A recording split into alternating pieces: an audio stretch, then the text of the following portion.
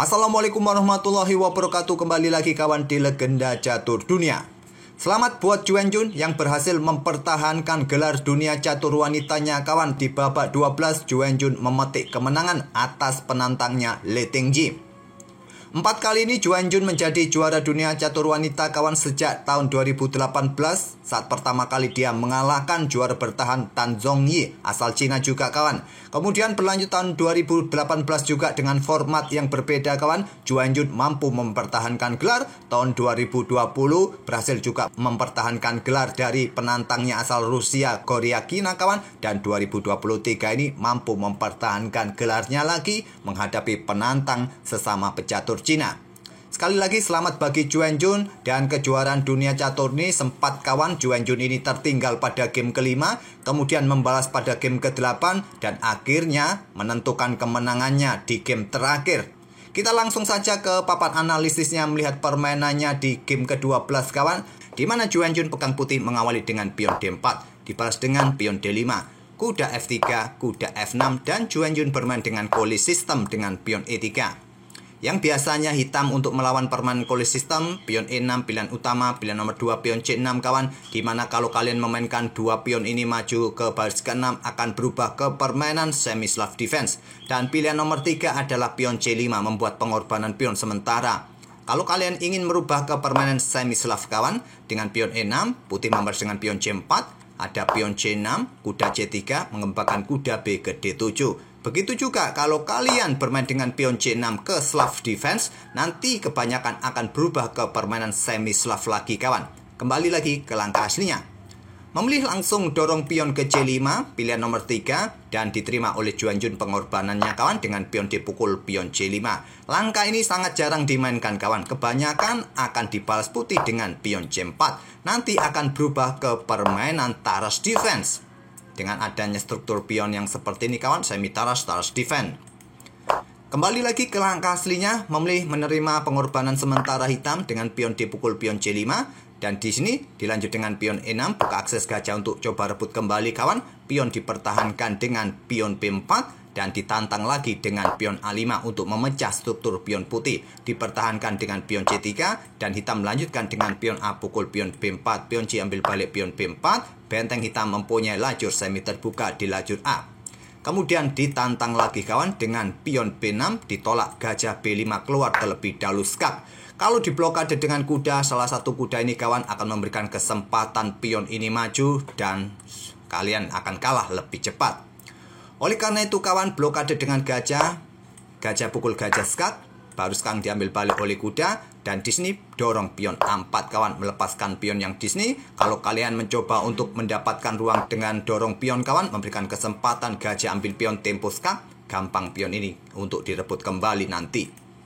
Oleh karena itu pion A4 kawan, dan pion B pukul pion C5, pion B5 sekarang putih mempunyai 2 pion bebas terkoneksi, hitam mempunyai 1 pion bebas kawan di lajur C. Permainan berlanjut, Menteri C7, kebanyakan di posisi hitam melangkah gajah D6 kawan, ataupun banyak juga yang memainkan pion G5 langsung, mengorbankan pion, membuka lajur G. Tapi memilih menteri ke petak C7 dan ini merupakan ide atau langkah baru yang belum pernah terjadi sebelumnya di langkah ke-11 ini. Untuk dukungan pion lajur C-nya kawan. Dan Juan Jun melanjutkan gajah B2 menempati diagonal gelap panjang. Atau kalian punya ide dengan gajah D2 kawan, untuk berikan dukungan bagi pion-pion ini didorong maju. Yang menjadi masalah kuda ini nanti dikembangkan kemana kawan. Kalau ke sini ya tetap saja akan blokade posisi gajah. Jadi kurang efektif juga. Memang pilihan terkuat adalah gajah ke B2 ataupun menteri yang ke petak D2 kawan. Dan di sini baru gajah D6 lanjut Le Tingji persiapan rokade, putih rokade, hitam rokade.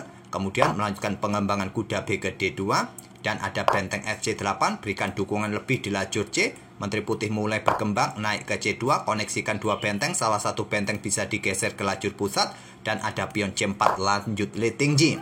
Tujuannya direct langsung mencoba garbu 2 perwira atau kosongkan ruang kawan bagi kuda, manuver sampai petak B3 ataupun petak D3. Juga buka akses sebanyak mungkin bagi gajah gelap. Sekarang dia sudah mempunyai diagonal F8 A3 ini.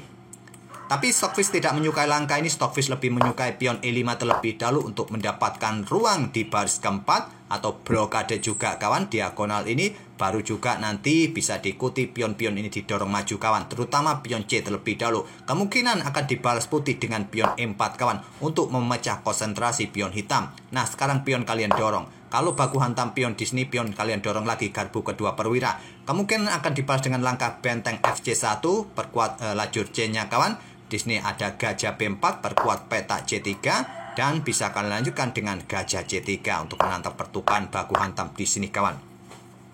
Oke, kembali lagi ke langkah aslinya. Memilih dengan pion C4 dan dilanjut dengan gajah C3 untuk blokade laju pion. Kuda C5. Di sini ada pion A5 mulai didorong kawan untuk mendapatkan ruang. Ada kuda B3 menantang pertukaran kuda, ancam benteng, dan di sini ada beberapa pilihan bagi putih kawan. Benteng A2 atau langsung naik ke petak A4 atau sikat kuda F6 ini kawan. Juwenjun memilih sikat kuda F6 ini. Berharap kuda ambil benteng dan mendapatkan 2 kuda kawan. Itulah harapan dari Juwenjun.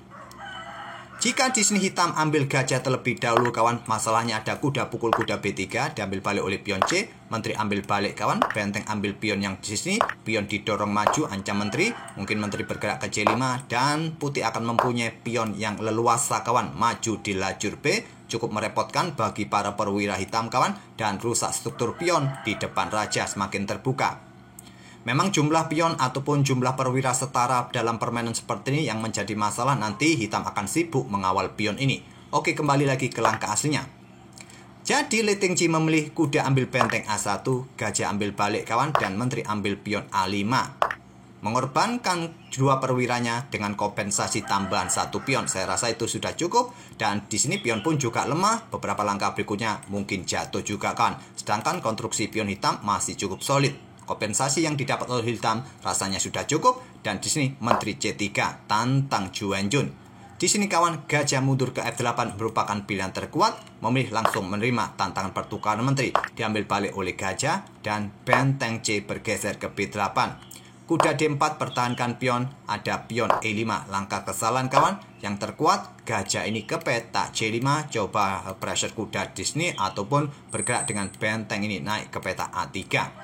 Tapi memilih dengan dorong pion E5 artinya ada pertukaran pion di sini kawan. Kuda F5 serang gajah, setelah gajah mundur.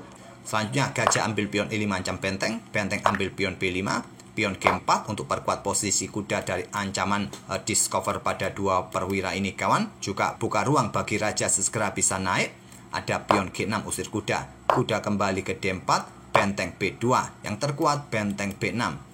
Kuda mundur ke B1 juga menghadang pergerakan pion yang di sini, gajah G7. Pertukaran gajah gelap diambil balik oleh raja. Kuda C3 coba rebut pion, backup dengan benteng A5.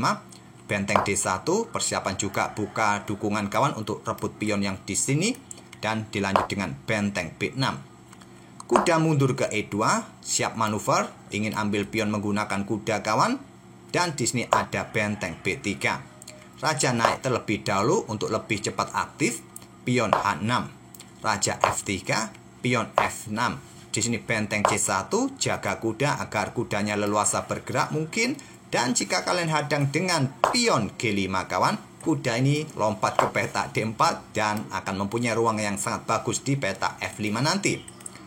Oleh karena itu hanya memilih dengan langkah raja kawan mulai aktif juga ke F7. Kuda F4 serang pion. Ada pion D4, pion E pukul pion D4, dan di sini ada pion G5. Kuda lompat mundur kembali ke E2, pion F5 diterima, dan benteng ambil balik skak, raja bergeser ke E3. Untuk tetap menjaga pion kawan, pion G4, dukungan benteng, blokade dengan kuda F4. Benteng mundur ke B8, pion mulai didorong kawan untuk mendapatkan ruang. Benteng turun ke F6, menghadang pergerakan pion, dan di sini ada benteng C2. Untuk melindungi pion baris keduanya kawan dan juga persiapan mungkin digeser ke lajur D, dukungan bagi pionnya. Benteng bergeser ke A8. Kuda B5 kawan, buka akses bagi benteng untuk coba rebut pion yang di sini ataupun manuver-manuver, berikan dukungan lebih bagi pionnya didorong maju. Ada benteng B6, ancam kuda terlebih dahulu. Kuda ke D4, benteng A3 skak. Raja mulai maju kawan, di sini pion C3. Selanjutnya diikuti dengan benteng B2, Diantisipasi dengan langkah kuda F ke E2, benteng B2.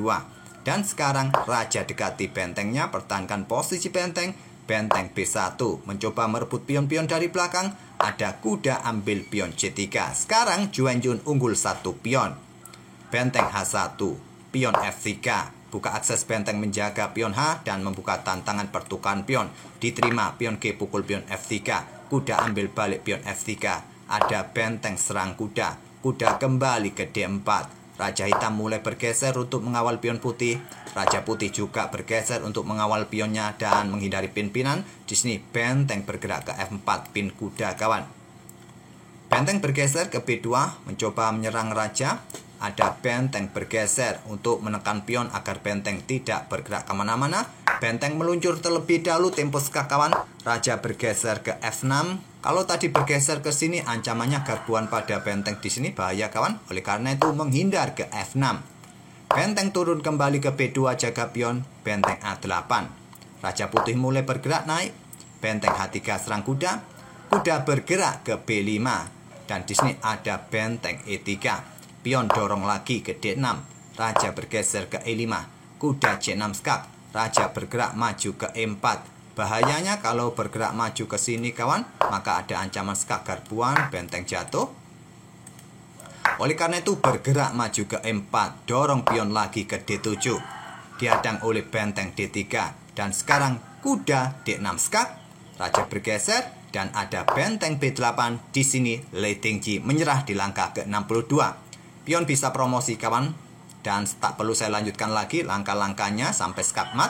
Seperti biasa, kalian pasti sudah jago dalam posisi seperti ini, dalam posisi pion yang bisa promosi. Kalau kalian melakukan skak, ya silakan lanjutkan sendiri. Mau apa langkah yang kalian pilih kawan, percuma juga. Satu langkah berikutnya, pion bisa promosi. Itulah kawan, game ke-12 antara Juan-Jun versus Lei Tingji yang membuat Juan-Jun mempertahankan gelarnya untuk keempat kalinya kawan. Sekali lagi selamat buat Juan-Jun dan semoga permainan dari kedua pemain tadi bisa menghibur kalian. Mungkin nanti sore kita akan coba ulas, lihat lagi permainan Iren Karisma Sugandar.